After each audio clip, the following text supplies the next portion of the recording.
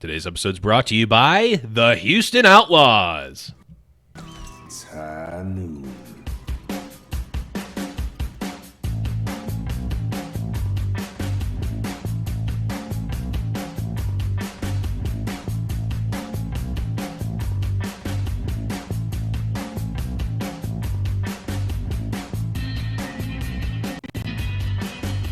Hello, everyone, and welcome to High Noon Podcast, the competitive Overwatch podcast. I am your host, the Blevins, and with me today, not as always, but filling in for Deathblow today, is none other than KyleWynn. Welcome back, buddy.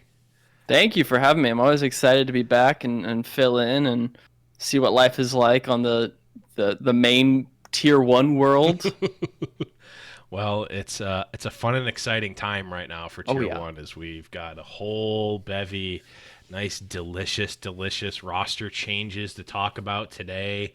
Ooh. In the eve of, we were talking about this in the pre-show. Whenever the Overwatch World Cup group stages end up being played out, I have no idea. I tried to find some information, but if it can't be found in a smooth brain 2-minute search, then someone on the team messed up. It's like that scene from Star Wars. If it does not exist in our records, then it does not exist. You know, we're a week out and no one knows what's happening, and the preliminaries still have to happen. There's like 30 teams that need to play their games, and no one knows what's happening. So maybe it's all happening off stream, and we're just gonna get 8 games. Congratulations, here's the playoffs bracket. Oh, right. Totem in chat is saying there is no group stage, only prelims. But still, when are those? Yeah. I don't know. The only thing I've heard about World Cup since the teams were announced and whatnot was team so-and-so's sponsor dropped out at the last minute and they're not going to be there. So yeah, no one has any money. All the players are dropping out. It's just going to be South Korea, China, USA, Canada, and that's about it. There's just no hope for underdogs anymore because they all don't have enough money to get in. Yeah, that's I don't want to get into. We'll save that. That is a can of worms. Yeah, we'll save that whole can of worms for a different episode, I guess. But yeah, so we've got a lot to talk about here. But before we do that, we will start with our normal housekeeping, and we've got the man of the hour here himself. Why don't you talk a little bit about Blackwatch Report, Kyle? Yeah, Gauntlet wrapped up last week. We did our recap episode. Next, I think, what are we doing tomorrow? We're recording tomorrow, same time. We're talking Blackwatch Most Wanted. It's our list of players that we're going to recommend to be picked up that very likely are already picked up because there's just so little time between when everyone got dropped and everyone's getting signed. So half of these players are probably already announced and we'll probably end up having 4 of them announced mid-show tomorrow, so I'm excited. It just shows how good you guys are at at that. But yeah, no, this is the perfect time because there's so much. Right now we're just getting the moves, right? We're getting the releases, we're getting the trades, but the real cream of the crop, that's where we're going to see some call-ups. We can see some Rookie of the Year possibilities. Starting off, I'm gonna be farming that clout too. I'm just gonna be farming. I called this one, I called that one, I called that one. I told y'all this guy was good. Yep. It's happening. I'm excited. I know that you will. But before we get into the news, and the rumors, and all that good stuff, let's talk a little bit about what we did this week. Kyle, anything fun and exciting happened for you?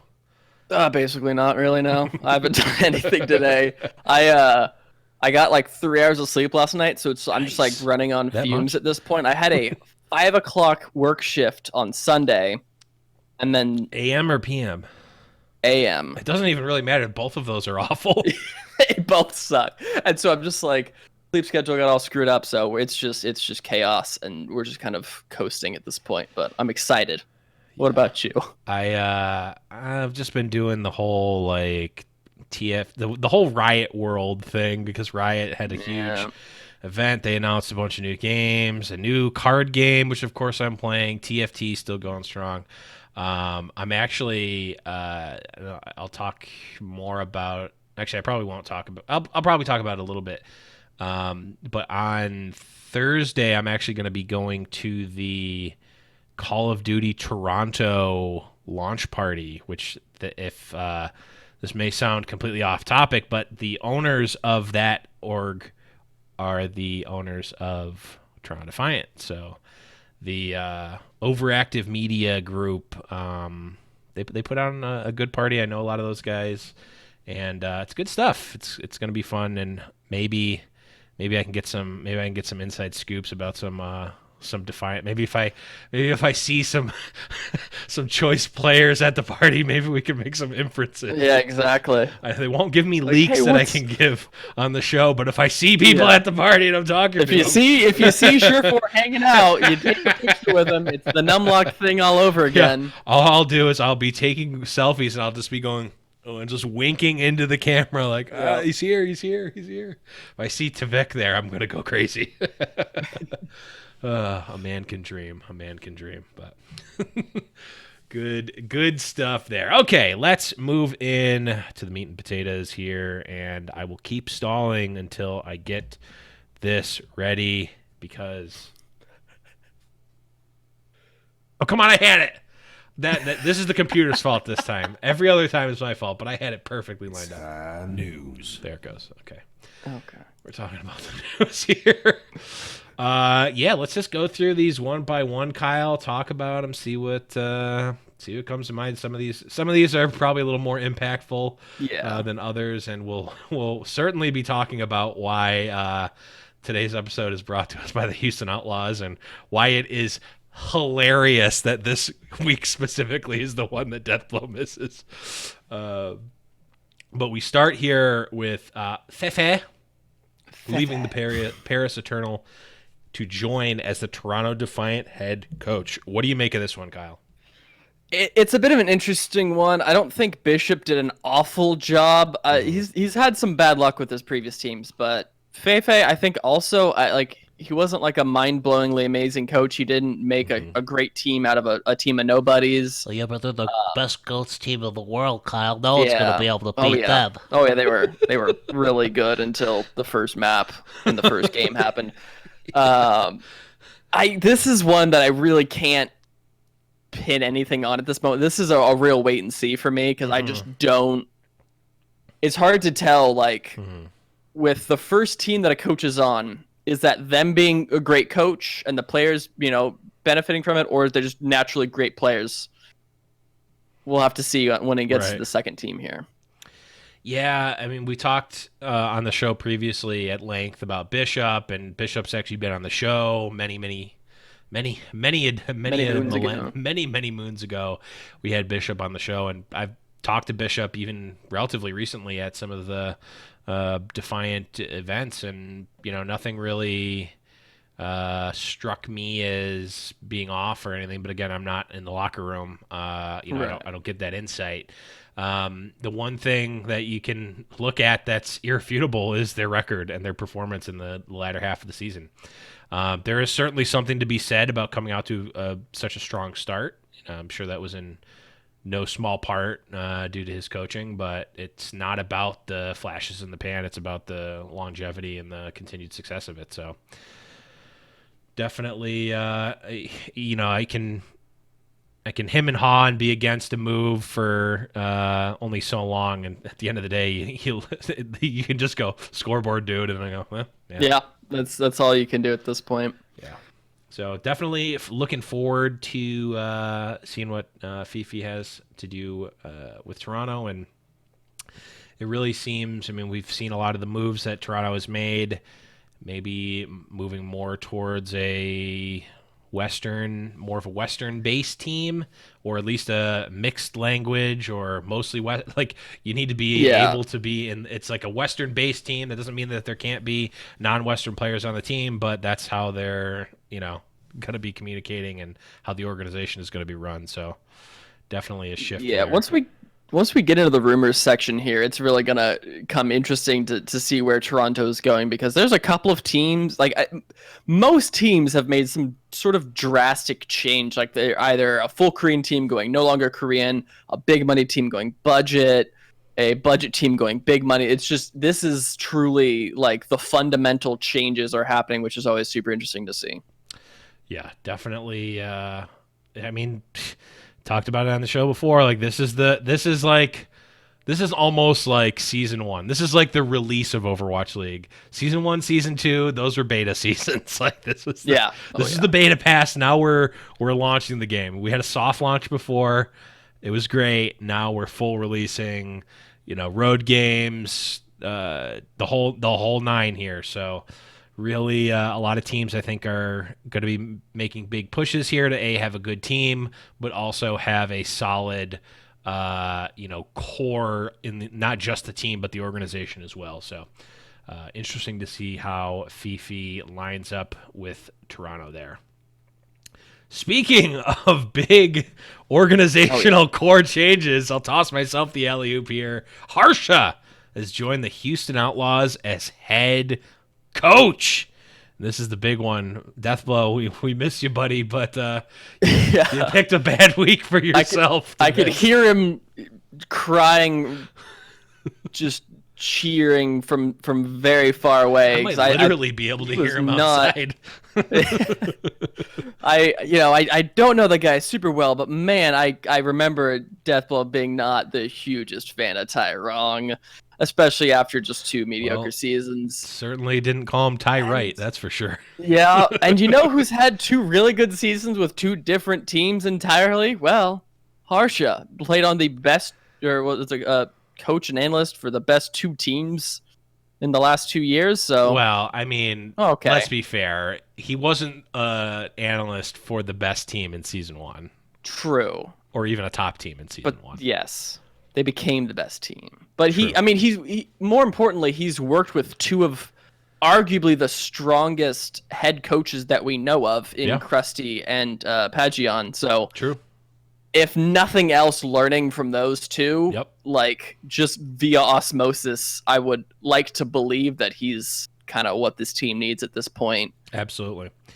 Yeah, I mean, we talked in the pre-show a little bit about just randomly about some of the OG stuff, and not OG the player, the original stuff, the way back when's, the back in my days of Overwatch.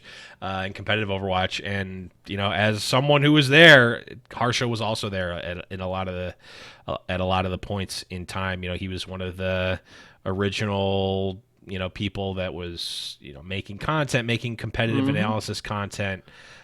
He's always been sort of a mainstay in that community. Him and Flame have been in that community way back in the day. Now they're both in Houston here, so really seems like a good fit. It almost seems kind of like a homecoming in a way. Yeah, exactly. Well, I mean, technically speaking, Harsha, I'm pretty sure was like born and raised in Houston as well, which is super cool to see. Yeah. So he's super familiar with that. Like, I do love seeing players go back to their like home cities or home countries and being able to represent like their actual heritage, which is really, really cool. So this is, again, though, like there is a bit of hesitation. He is untested as a head coach. True.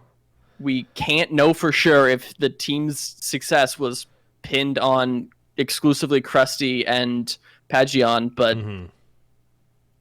this is definitely a really interesting thing. I'm optimistic, but I'm not gonna just blindly just say this is like the best pickup ever.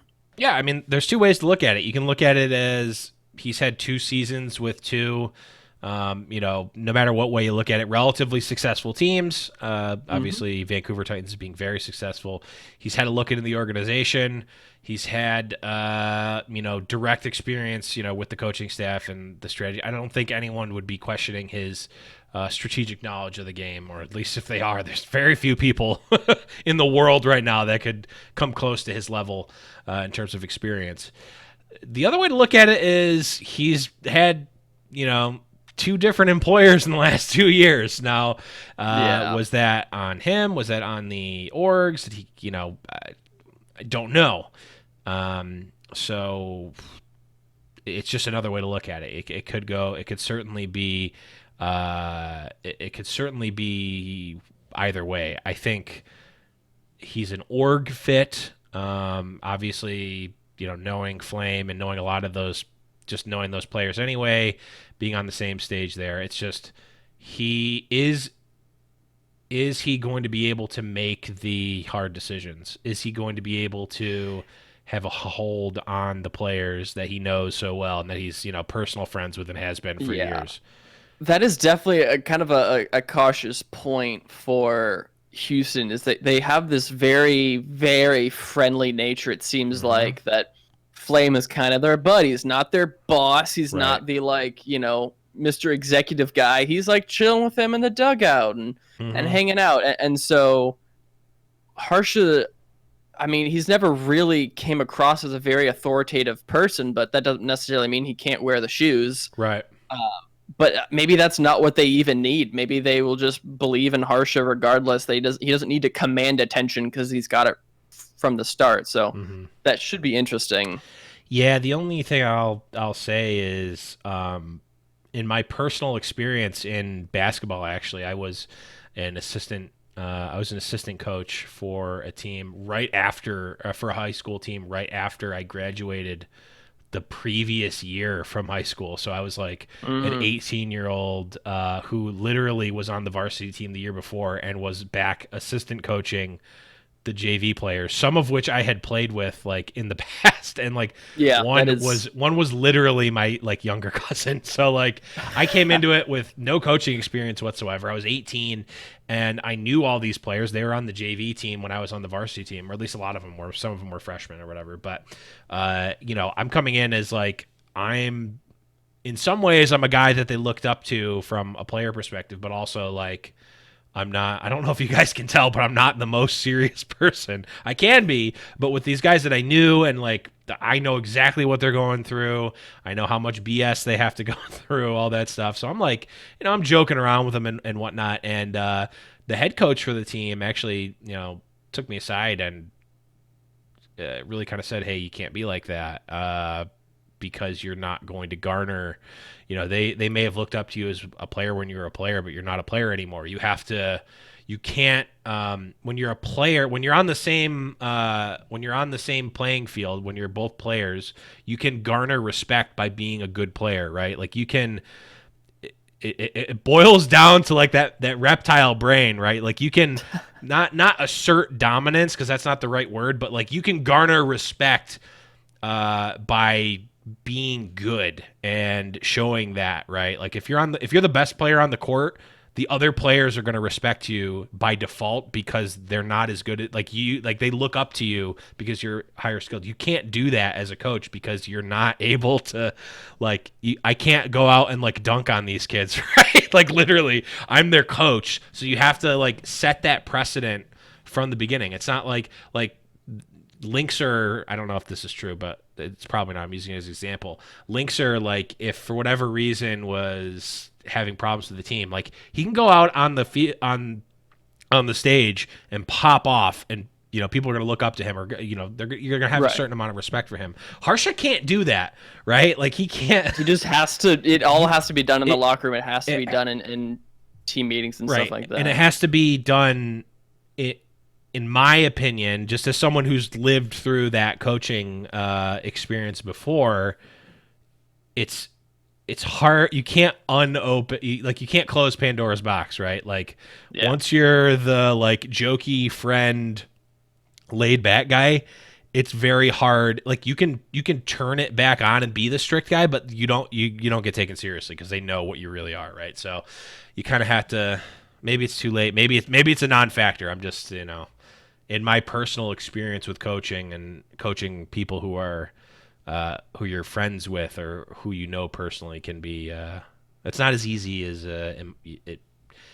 as you might think it would be. And I think a lot of people are like, "Oh, this is a perfect fit, Harsha, blah blah blah. Like he's friends with all of them. It's going to be great." It's like, yeah, it might be, but also there's some things that like you don't think about when you haven't been through it. So definitely something to consider as Houston moves into season 3 here. Any last words on Harsha, Kyle? No, I think we've covered it. We have a lot to go through. Yeah, I don't want to. True. Well, that was one I wanted to spend at least a little bit of time. Yeah, it is a big one. Speaking of coaches who have been friends with players and are former players, Kai has been released from the Paris Eternal. Man, Kai can't catch a break, man. No, 3 teams in 2 years. Now going to be a fourth, possibly, if he plays his cards right. If he's a lucky, fourth I team in think, 3 honestly. years. Yeah. So, Yeah, unlucky, but it's one thing to go from being an analyst to another analyst for a different team to a head coach position. That's like an upward trajectory, like a lateral and then upward. But when you go from head coach to fired to the yeah, and none of the teams he's been on have been even remotely successful, it's like this. Not even like the right times too. Like he was on Dallas when they were bad, and then once he left, then they got good, and then Houston was good before he joined. Then once he joined, they got bad, and then Paris was apparently great in the summer before he joined, and then they were Then it was unfortunate, but he's probably gonna find another team, or maybe maybe we get a call up from a contenders coach, and he hops down and plays or does contenders coaching for a season or a half a season until someone screws up and he takes their job. I don't know. Yeah, I mean, it's not, as far as I know, it's not like he's like actively caused catastrophic failures. I think, like you said, it was bad timing, and he does have a ton of experience, obviously, as a player as well, back in Envy or on Envy. So that's experience that a lot of people, and coaches and whatnot don't have, actually playing on a top level team. So we'll see. Yep. Next up here, keeping in the Houston Outlaws game here, Arhan is now a free agent. He was actually already a free agent, but he was officially not re-signed. So Arhan Lal is going to have to move to a new team now. I heard it again. I could hear from Buffalo all the way into Northern California. I could hear death blow. I'm just wondering if he's more excited about these announcements, or was he more excited when Clockwork got put on as an analyst and not a player? I'm not sure. I'll have to ask him. One can only imagine. Now, the inverse here of Deathblow being ecstatic is me being just turning on the Monka S already for NYXL, as Meko has officially been released from the NYXL. Oh man, that's not it's not a great look. Meko being one of the premier off tanks in the league, I think arguably, you can make an argument for the number 1 off tank in season 1, and just certainly a top off tank, and a little bit meta dependent. When Diva was in, he was really really good, and take it or leave it, I guess. In the weird meta of season 2 across the many metas, but the one thing's to be certain that Meko was a top talent, and oh man, it's certainly going to be an interesting journey for NYXL to replace him here. Yeah, he was not the most like big streaky like incredible plays, but he was always the most consistently good. I think like to be able to manage like top 3 to 5 play across the vast amount of metas we had in the last 2 years of Overwatch League, like that, it takes talent, it takes consistency. He definitely had that. It just is unfortunate that I think it just came down to contract negotiation. I think everyone renegotiated from NYXL after season 1 and the pretty solid season they had, except for him. He's like, I'm going to keep waiting. Smart, you can reactivate my 1+1, but I'm going to see how it goes. And maybe it's going to pay off big. Maybe he was picked up for $60,000 in season 1. Now some other team who just wants to throw money at him, they can pick him up for, he probably asked for 100 something now at this point. Like maybe even more than that. Yeah. And so, I mean, what was it in that Mr. X article? It was like the median salary was like 140. He's got to be above that. He's got to be above the middle, I would think. So, yeah, I mean, good on Meko from his side, working the contracts. I mean, it's no real reason to be attached to New York. Obviously, they had been together for a while and had some really great success. But, if I'm Meko, obviously money is a factor, but also like,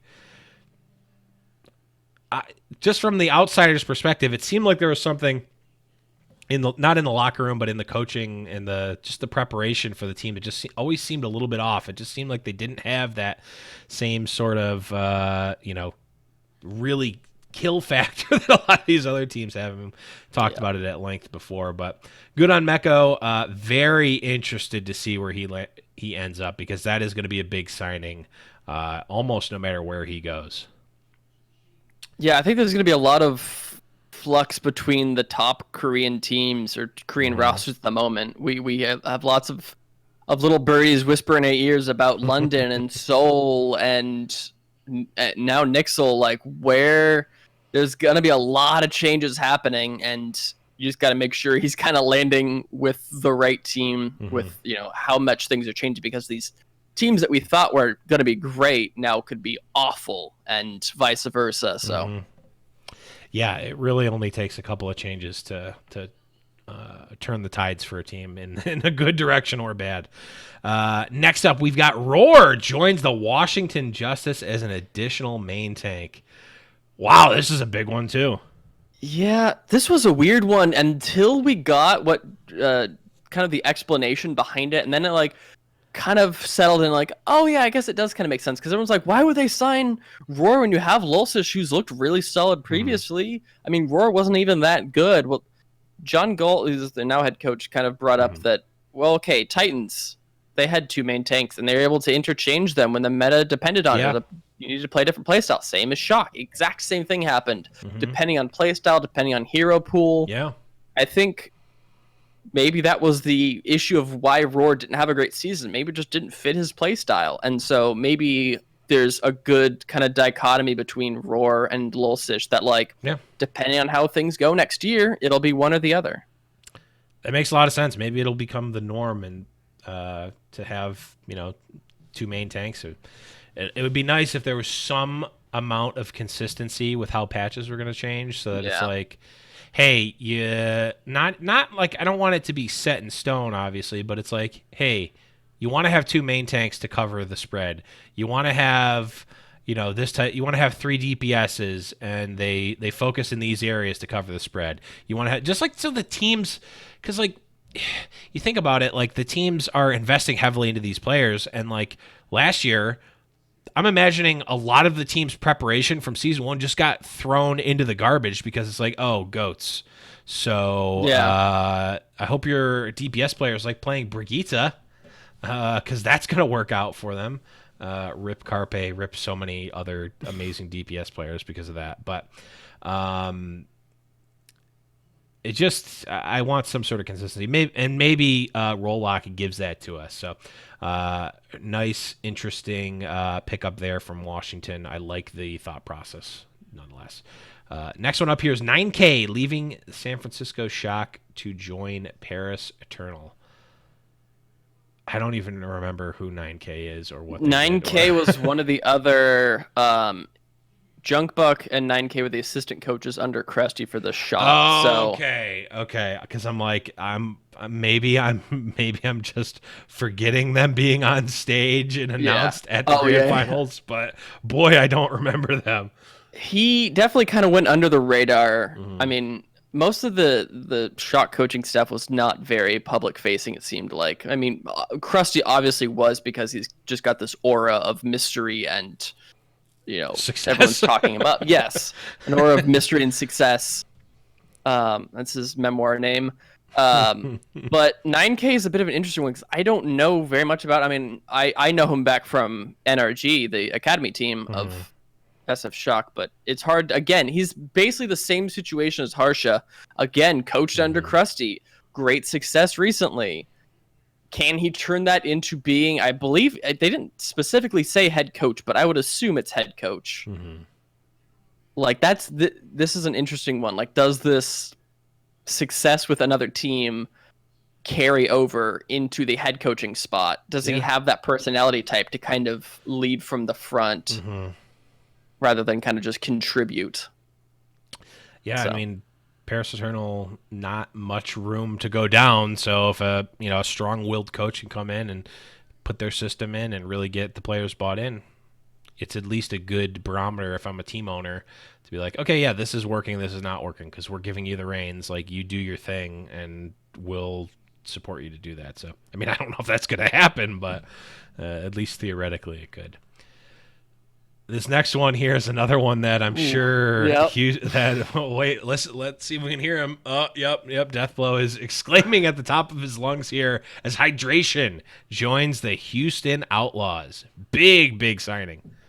Oh yeah, I mean it was kind of ridiculous that Hydration was let go. I mean, not technically let go, but not re-signed specifically. Gladiators they're kind of undergoing a bit of a change period. I mean, Hydration, between having incredible play on DPS and also randomly being one of the best Hammond and Orisa players when it needed to come out,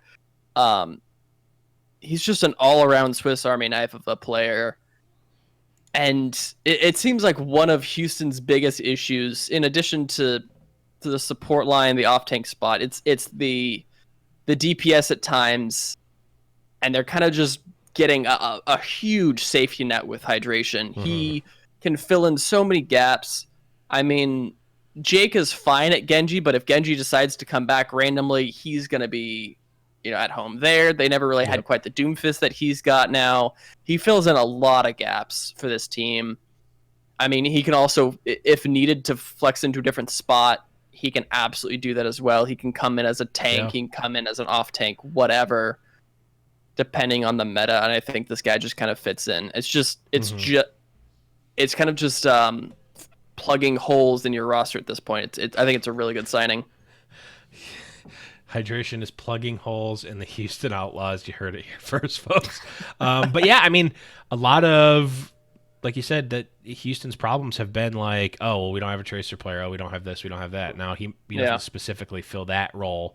But like, when you've got someone who's very versatile and can do all of those things, and you still have Linkser to as that sort of pop-off player, and you don't have to dampen Linkser in a position where he's not going to be able to do that. That's just really powerful. Really kind of the glue that can hold a team together. So, man, this makes Houston kind of scary to me. So I'm leery about. Yeah. I'm leery. They have basically every base covered at this point. It's nice. It seems. I mean, it's gonna be famous last words. Something terrible is gonna happen. There's gonna be one hero that they can't do or whatever. But like, right. It feels right now like they're like, okay, we got a nice little baseline of a DPS rotation. We can do some things here. As long as Harsha makes sure to write the right names, he'll be automatically better than Tyron. So we're good there. Yeah, we need the official calligraphist of the Houston Outlaws. I guess we'll have to wait and see who that is. But yeah, Houston looking very strong. These signings have been quite nice, and this is what we talked about that they needed. The next signing that we have here is a big one for London here. We've got Twinkle from O2 Blast, awesome guy from Mayhem, and the former head coach from NYXL, Pavane, joined London as assistant coaches, and Agape takes over as the head coach. So big coaching changes for London here. Really interesting to see these two. With a not even a mediocre season, just not obviously worse than they did in season one because they won the whole thing. But they're still playoff contenders, still still up there. But they had some good looks here and there, a little streaky, but they looked pretty good towards the end when it matters, and just didn't quite come together. I think the weird thing, and like it makes sense, he put out a couple of tweets kind of explaining things, but seeing Pavane or Pavane, however you pronounce it, leaving the head coaching spot to be an assistant coach, maybe he just didn't enjoy the pressure. Maybe he's a very big, like we mentioned before, like this whole personality, it is a personality type to be a head coach. Sure. He very well could be incredibly knowledgeable about the game, but maybe just does not like being the kind of everyone look at you, you have all the answers, you're the one delegating the work, you're the one kind of doing a more top-down approach as opposed to being, in the VODs more often and kind of delving deep into strategy. Maybe he enjoys doing that a bit more, and Agape can take over as the head coach and kind of just do all the delegation and kind of big picture stuff. Mm-hmm. Yeah, I mean, I've been critical, and I don't know if it's Pavane that's making the calls himself, but we've been critical about a lot of the things that NYXL has done, from sandbagging to roster consistently choking in playoffs, choking it all the time, not having the teams prepared enough. It's a lot of things that really, in my mind as an onlooker who doesn't have any inside information, I'm like, well, this is the head coach's fault. Like, I don't care. Yeah. Like, the players obviously need to perform, but it's the head coach's fault at the end of the day, at least partly. So, as an NYXL fan, I'm not necessarily. I'm not scared about the head coach leaving. I'm happy to have a new head coach. Hopefully, we don't want to beat a dead horse. So we talked about, want someone to come in and really put their spin on it and really get the team to buy in. So overall, I think it's good for both sides. London clearing out their and revamping their head coach as well as assistant coaches. It's got to be good for them, and I do think NYXL has some room to grow now too. We go on to the Gladiators here, who everyone who's a Gladiators fan can breathe at least somewhat of a sigh of relief. Not sure how much they're going to have for very long. Who knows? But Shaz and Big Goose do re-sign. I'm assuming that's re-sign and not resign. Re-sign. There you go. There we go. The hyphen has been added. We're saved, everyone.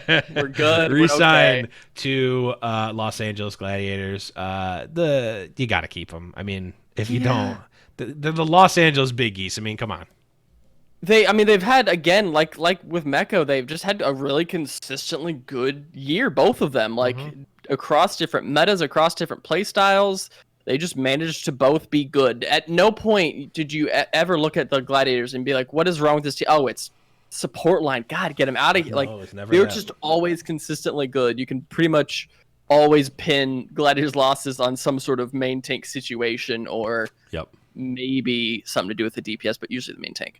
But yeah, this was just a kind of a nice thing to see. At least they're not completely blowing up the roster, despite making playoffs both years and being pretty good. It feels weird that we're having as many changes as we already have with them. Dropping both of their DPS, dropping their main tank. I think also Void is still on the team, but dropping like half of your team despite being a playoff performer. It's a bit weird. So now we're kind of brought back to a little bit of a comfortable spot. Like, okay, well, at least it's not completely blown up. Yeah, I mean, a lot of it is, I don't remember how many of them were team option or whatnot. But, yeah, I mean, a lot of it is not necessarily the organization's choice either. So we'll see at least a bit of a positive, a nice strong, hearty, gigantic goose core for Gladiators going into Season 3. Last bit of Houston news here is that Boink has re-signed with the Houston Outlaws. Good, I guess. Not as flashy of an announcement as the others. I think the problem is that from the outside looking in, it's really hard to tell how much of what he brought to the table. Because, he wasn't ever just, blatantly throwing. Mm-hmm. But he wasn't one of the top couple of, Big Goose or Masa, where you're like, oh my god, this guy had a pop-off moment. He was kind of just doing okay. Mm-hmm. Obviously, kind of didn't get to play much in Season 1 because of the whole Mercy meta. In GOATS, there was other issues with Houston. It's hard to tell where his impact was. It's kind of just like a meh kind of thing. I would have liked to see some new blood come in. Maybe someone who's got a bit of a better resume. Maybe if they're able to pick up Funny Astro or something like that, because he's had an incredible last couple of months. And Atlanta already has two main support, so you could pick him up and not screw over Atlanta at all. It would have been nice to just see a little bit of change, a little bit of new blood, a little bit of different ideas coming in, but I guess at the end of the day, there could be worse sightings, I guess. Mm-hmm. Yeah, I mean, it's not terrible. It's not amazing. So not too much to look into here. One thing I want to mention is that Chad is pointing out that Void is actually a free agent in his LFT right now. So I was not sure about that. Yeah. So I mean, Gladiators. There's a lot. I mean, they have a lot of room. Line, they got a lot of room to change. That's about it. If Void's out, yeah. Roar's gone. Surefour. I guess we'll talk with. Agent. We have some. Yeah, things kind of farther down that maybe fill in some of these gaps, but we'll get there. We'll talk about those, in just a bit. Only a few more here. Runner, the runaway GM and owner, is out of the military and has had multiple teams reach out to him. So, big one. Definitely a big one. Yeah. I mean, this does get interesting because, first off, Runner and Flarvin have been able to consistently find great talent and just always, no matter what roster, just is a good roster. And so I think a lot of Overwatch League teams will see that value in the two of them. And it comes like, do they want to just keep bringing the best new players up, or do they want to kind of manage a world-class team instead? Right. And I don't think I'd be surprised with either situation in this case. Yeah, I mean, I think in a vast majority of the cases, it's like your goal is, I want to get to the Overwatch League. I want to either, if I'm in their position, I want to get, absorbed into an org. I want to, have that nice salary. I want to be doing what I'm doing, but at the professional level. But when you've got a brand like Runaway, yes, exactly, like a brand that people just such love, a hard following too. Yeah, just a huge following. It's like, man, that's tough. That's tough. I don't know where. Yeah, man. I agree with you, Kyle. I wouldn't be surprised if either happened, and I don't even know if I were in their situation what I would do. I have no idea. Yeah. Man, if you owned Runaway and you got an offer from, pick whatever Overwatch League team is your favorite, whatever one you want, and they say, hey, it'd have to be a lot of money, I think, because he'd also be moving across the country unless he worked for Seoul. It's true. What if it was? What if there you go. What if it was San Francisco Shock for you, Kyle? Being right there. I mean, yeah. At that point, it's super easy. I mean, but like if I was here and then got an offer for Spitfire, I'd be like, how many digits are we talking here? How many figures? Is it 6? Is it 7? Or is it 8? It was 4. It was 4. Per decade. But yeah, no, definitely interesting. It's not going to necessarily affect us as the viewers directly, maybe, because they're probably going to be in the front office. But we'll see. A lot of people are very much. It was enough to be a news item, right? Like, people are talking about it. So we'll see. Next up here is Ripa is a free agent because their team option was declined. Rip. You got it. On the same wavelength there. Yep. This was just kind of a no big surprise, I guess. We all kind of saw the writing on the walls here. It's just like it was a cool idea, but he had no place. If Shaz never slips up, what opportunity does he have to jump in and save the day? Like, there's no matter who you are, being a backup support on the Gladiators is just not a way to thrive. Yeah, and it's not great when the team option is like, you know what, you can be a free agent. It's okay. It's fine. I guess we'll see. Best of luck to him. Next, I'm going to actually do these ones in opposite order. This one actually happened relatively recently. Neptuno was released from the Philadelphia Fusion. Rip Neptuno. Yeah. This is an interesting. Yes. This is an interesting one, though, that Rusto actually brought up a point, and I really kind of resonate with it. This might be it. I think that Neptuno he looked really good in season 1, but then when it came time to a different play style, like, he definitely peaked really hard in season 1. He kind of looked middling before that. He didn't have, I think his only tryout for OWL Season 1 was with Philly, from what I've heard, I believe. Mm-hmm. And so he was that was just a lucky situation for him. And then Season 2 just wasn't that great. He doesn't have a lot of great performances to ride on at this point. So, and he's also been around a little while too. I don't know how old he is, but he's been playing Overwatch for quite a long time. Mm-hmm. And so I think he's getting to that point where a lot of the other OGs are, where if you get dropped, like, do you want to go back to contenders again? Right. Do you want to work your way back game. up, or do you just call it? And maybe he can make some sort of transition to coaching, or do something like that. But I really do feel that it might be the end for the ultimate Battle Mercy. Yeah, the aggro Mercy not quite living up and being as successful as maybe he would want it to be here.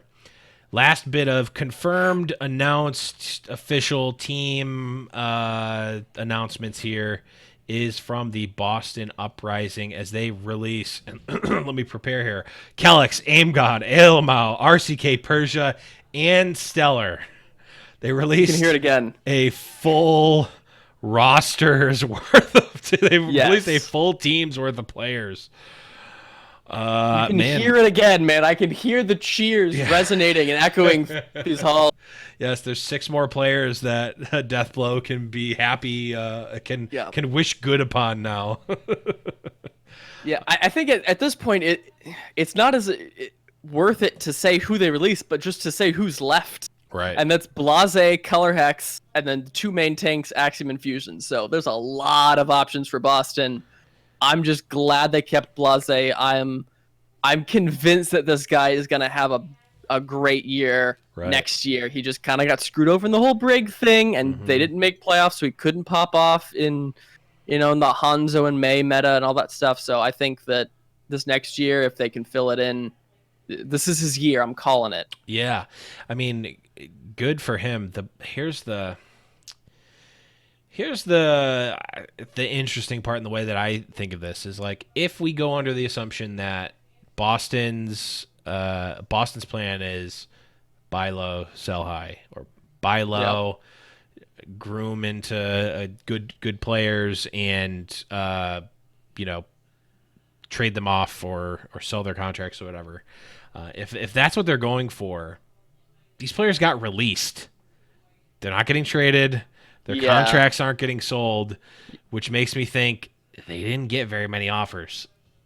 So, I mean, they had a very different year compared to last year. They didn't have a striker. They didn't have a Krusty. They didn't have a Gamsu. All these players were kind of just like, I mean, AimGod was pretty good. I think that he just got screwed over by the whole locker room issue. Yeah, I mean, they may have had, or whatever that rumor was. They may have had some, Boston had some all right performances sometimes. But you're right, they were definitely not what they were in Season 1. There was no flashes. There wasn't even really any flashes of brilliance. So I think a lot of these players kind of got, they sort of bit the golden apple, and it was rotten on the inside. They did not get the promised land of Boston trading them off to a better team. Boston getting the most out of them and trading them off. These were kind of duds to them. And even if these players are good and they may have they may be decent fits on other Overwatch League teams, I think they kind of got screwed over, because if you're getting released by Boston, who is going to want to actively pick them up, right? I think, I don't know. I don't know if I'm these players. I don't know how confident I am that I'm going to be playing in the Overwatch League next year. Yeah, and looking at their Liquipedia page, I think they are the team with the most former players out of any other OWL team. They have 15 players that have previously played with them. The only one that would be them. Close would be London, right? But yeah, I don't think it's that. It's certainly not. No, that they many. Probably have at most 5, I think. Yeah, maybe 5. I'm just trying to think of any other team that would be even close. That's the first one that comes to mind, and it's probably not close. Maybe Florida would be the only other one that would have such wholesale changes. Yep. Florida would be another good one too. But yeah, like it is interesting to see. I think that it was kind of, as you mentioned, with all of them being releases, they made zero money off of any of these players. Right. They didn't sell anyone. We haven't heard of any trades yet. This was a definitive failure year for Boston. Last year, massive success. They came in with the lowest budget roster, and they overperformed and had incredible players and sold all of those incredible players as well, and coach. Yep. This year, you come in, try to do the same thing, just falls flat. You probably do worse than a lot of people would have assumed anyways, and you make $0. So, unlucky. Go next. Yeah, I mean, unfortunately for the players, like Boston's, the organization's not going to really feel this impact. It's the players that kind of got screwed over. Obviously, it's not great for Boston, but I don't think it's the worst. But all right, that is the end. That is the end of the official announcements that we got for this week. We're now going to move on to the nice, spicy, delicious rumors here. So let me preface this with, none of this has been confirmed as of the recording of this episode, which is on the 21st of October 2019 at 8:45 p.m. Eastern. None of this has been confirmed. We don't have any sort of insight into this. These aren't leaks that we've been provided. Yeah. This is stuff that people have said are rumors. So we're a third-hand source here. So take that for what it's worth. We're not reporting this as official or anything. Not that I particularly care about that. I just don't want you to think that these are official, and we're not reporting this clipped and throw it up on. I don't care if you clip it. It's confirmed here, folks. Go ahead and clip it. I don't care, and post it on Reddit. But I'm saying this now. This is not confirmed. Okay. We're in the fog world now. Yes. Everything is a mystery. Nothing is certain. Yes, the foghorn has gone off. We're entering the fog world with Blevins and Kyle. All right, the first one, it's a big one. Oh, yeah. Profit and Gesture allegedly being traded to the Seoul Dynasty. This is fatty. So we initially were stoked on the idea that Carpe is going to London because Carpe Profit's a great duo, but if Profit's leaving and Gesture's leaving, what is London now but a bunch of... Like, this is London's value, basically. I guess Fury is the only remaining player, but you can't single-handedly carry a team from the off-tank. Right. Like, and so now London is... If this is true, London is going to drop a lot in our mental power rankings, and Seoul... I want to understand how this could not be big. Like, I want to try to find and see how this can just not work out, because they find a way to do that. So I was gonna say, I can tell you exactly how it won't work out. The dice that Seoul rolls before every match to determine who's going to play don't line up the right way, and they just put randomly benching Profit throughout the entire third season. But like, as soon as I thought about this, Profit and Fleta as a DPS duo. Right, that seems amazing, right? It's disgusting. Yeah, they probably won't play. No, it's not gonna happen. I think it is interesting because this brings up the idea of like, how much is just playing for your home country team worth it? I think at a certain point you could pay them the exact same money, but knowing that like your home base is at home now. As kind of a no-brainer at this point.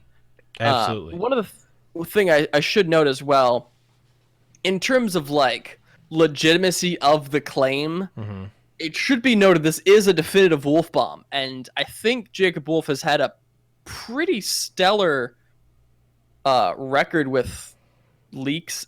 I don't think he's reported anything, to my knowledge, in Overwatch that has turned out to be factually inaccurate. Yeah. And so this one and I think most other people are kind of feeling this. This makes the most sense. This all kind of feels right. Now, we have seen in the past with Jacob Wolf and Slasher with these early reports that they had, that the fact that they reported them actually did change the course of history in some ways. And destroys Asking's whole career. Yeah. And trades fall through. Yep. It does happen. It is unfortunate, but I'm hoping we start seeing these pretty soon because it's starting to get to the point where, like, why would we not just announce them? Right. Yeah, I agree. So that's probably the biggest one here. The next one here is Nevix allegedly joining the Toronto Defiant. Also reported, or at least alleged, that Houston Outlaws were also shopping around for Nevix, but could not make a competitive offer with what Toronto had to say. Yeah, this is the one that, like, man, I really wanted. I'm fine with either of these now. Like, I would have been really stoked to see him on Houston. I don't think he 100% fits like the culture that much, but I think he's kind of just you can fit him in anywhere and he will just do great things. Unfortunate that they couldn't pick him up because I feel like he would be a really good upgrade to both of those off-tank spots, and you'd have to let one of those go. But now you've got him going possibly to Toronto. After we cover these next couple of things, man, Toronto, your boy might hop over the bandwagon and join you on Team Red and Black here. Yes, I'm wearing my Toronto Alpha Flight hoodie right now. You can't really tell, but oh man, this roster is looking real nice. Yeah. Yeah. I'm very excited about the prospect of what Toronto is looking like so far. Definitely a lot of moves. Really great to see. Next one here, we've got a bevy of Sideshow Custa Neptuno accidental leaks here from a video that was that surfaced. And I'll just run through all of these and then we'll talk about them. Valiant is going full budget mode, 50 to 60K max per player. Yikes, especially considering the Mr. X article from a few weeks ago that said that the median was like almost twice that, or actually more than twice that. Dallas allegedly signs Gamsu for 240K. Gladiators sign OGE and Space for a lot of money, and another Toronto rumor going here. Agilities, Kariv, and Surefour potentially going to Toronto. That's some spice. That's some spicy meatball. You've got basically more than or about half of Team Canada now. Yeah. And they very well could pick up Crimzo and just really fill it out. Yeah. I mean, maybe you could pick up Bonnie, but I don't know if he's quite worth it, really. Or Joe Meister? No. Think bigger. I wondered where you're going with this. Think bigger. Think Voldemort-esque. More Canadian? Yes. Oh, are we going to XQC again? Oh yeah, bring him in, baby. Bring him on in. I'll take him back. I want him. I don't care. I'll take the controversy. I'm sure he would totally like to stop making. I forget. Someone put a thing. He's making like $1 million a month just based off of purely sub numbers alone, without donations or bits. He's making literally $1 million a month, and he just watches videos of people reacting to his videos. It's so good. He's living the perfect life. But come on back into Overwatch League. But I'll support it. You know what? I'll do it. Let's do it. Come on, man. Let's go, XQC. Come on back. Run it back again. It's not gonna happen. We're getting full wacky mode here with Toronto. Yeah. But like on a serious note, like there is. I have very few reasons to not support Toronto because I have been a Surefour fanboy since day one, since technically, I guess, Google me, but more so Cloud9. And now he's going back to Canada as well as Agilities. Mangachu's there as well. Yep. We've got some other options and things that might be working out for Toronto's. I'm just excited. This looks great for them. Yeah. As well as this whole LA Gladiators thing. It's a new look. You've got OG and Space as your tank line. Yeah. And I guess OG maybe just didn't work out in Dallas. I very well could see him just thrive in Gladiators. Yeah. as well. I like if Valiant are just lowering their ceiling of money, Space knows his worth. Oh yeah. He knows. He's like, not listen, a min-contract type of player. Yeah, and he probably was 1+1 and just came up for a renegotiation, maybe, unless he renegotiated after. I can't remember. Maybe chat will tell me where he is. Yeah, I think he was a 1+1. I mean, I don't think he was free agent. Maybe he renegotiated at the end of season 1 for the 1+1, and then maybe I don't know. I don't remember. But man, if I'm a space level player and the org comes and says, "Hey, so we're doing a thing this year where we're cutting back, and I'm gonna we had to let some people go. I'm gonna decline my I'm gonna decline my I'm gonna decline it. It's not gonna. He was under contract for Valiant. That is, so he got paid out then, or no? He got probably a full trade. So Gladiators just paid Valiant money, right? Which makes sense. I mean, technically speaking, Gladiators just bought them by selling Space. They bought 2 to 3 players probably at this point, right? Because I mean, how much do you think Space is worth?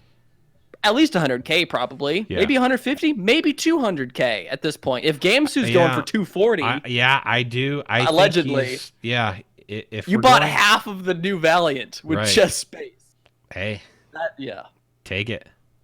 The rumor was 400K according to chat. What the heck? Oh my god, 175. Okay. I don't. So maybe we're somewhere in the middle. Around here. Yeah, people. No one knows. If you're a math bot in chat, type in Mr. Destructoid. Yeah, I could also just write numbers with K's at the end. But I mean, like the Gamsu thing, it is nice to get at least just a speculative another salary, because what we had Sinatra kind of decay with 300 maybe. That was even less solid. Right.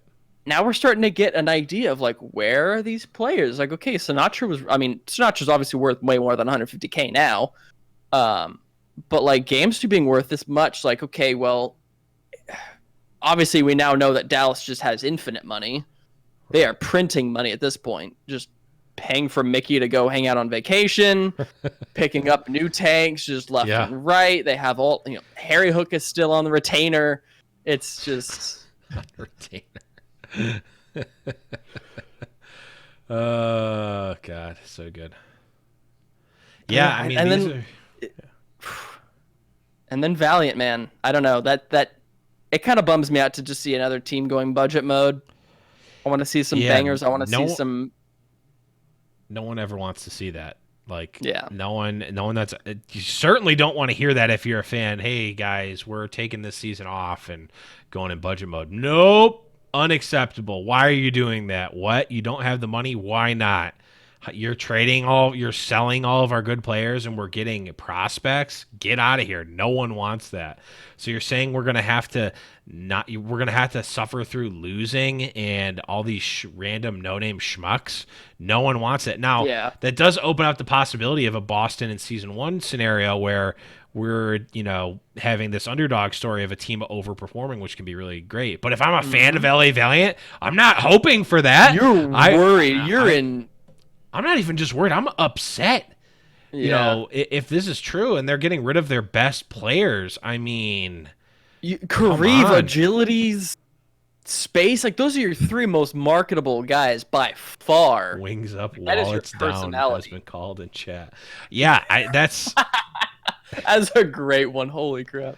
Yeah, not a good look. I can't. Yeah, man, that. It's great if you're a middle of the road contenders player. Yeah. Whew. Yeah. You've got a great shot now. Sure. You're not getting on shock, but hey, Valiant, they get you a nice apartment. LA's expensive. Valiant is now tier 1.5. Yeah. Not quite tier 2, not quite tier 1. Interesting. If true, as they say. But that is going to wrap up the rest of the rumors here, and that is going to wrap up the show. Actually, a lot of crazy stuff happening. Hopefully, we'll be getting even more BlizzCon news. We'll be getting more signings and maybe get some confirmations next week. And then the week after, it's BlizzCon. It's World Cup, baby. Be talking all about that. Kyle, before we go, of all of these, whether rumored or confirmed, what's in your eyes the most exciting one for you personally?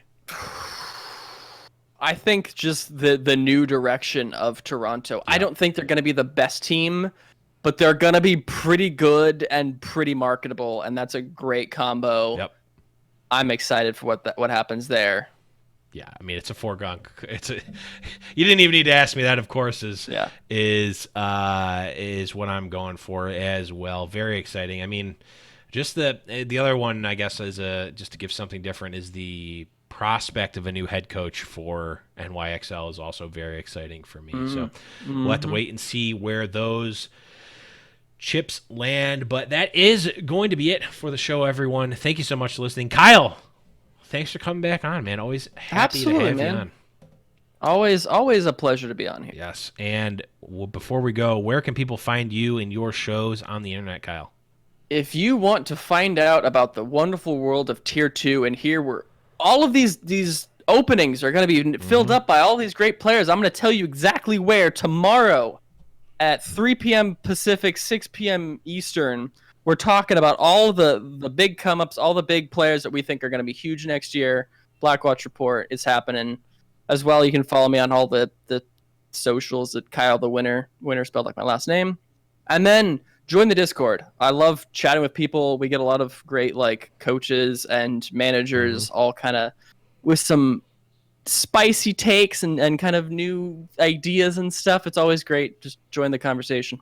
Yes. Love it. Love it. Love it. Make sure you guys are doing that because now is the prime time.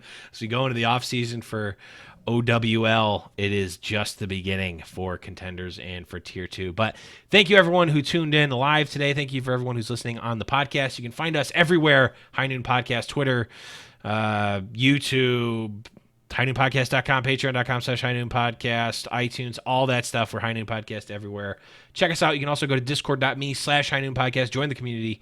Join the conversation. We love having a nice, active community there, talking about all the stuff that happens in Overwatch League and pretty much talking about anything that happens in the world, as we have many text channels that people like to bicker and talk about and keep that conversation going. But thank you again, everyone, for watching. Thanks again to Kyle for coming on and filling in for Deathblow. But for everybody, for Kyle, I am the Blevins. And remember, it's High Noon.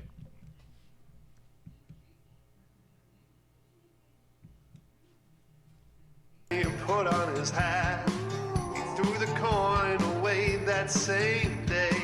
It's in his past and he's not looking back. He says, finding mine now, God's my way. He's not good, but he sure ain't bad. He'll make amends for the sins that he has. He says, I'll change the world one bullet at a time till I find mine. Okay, guys, here's the thing for this week. If you think that Valiant is going to be better than Boston, go to the Discord and type @Deathblow and put a 1. And if you think that Boston is going to be better than Valiant, put @Deathblow and put a 2. And don't say anything. Don't tell them.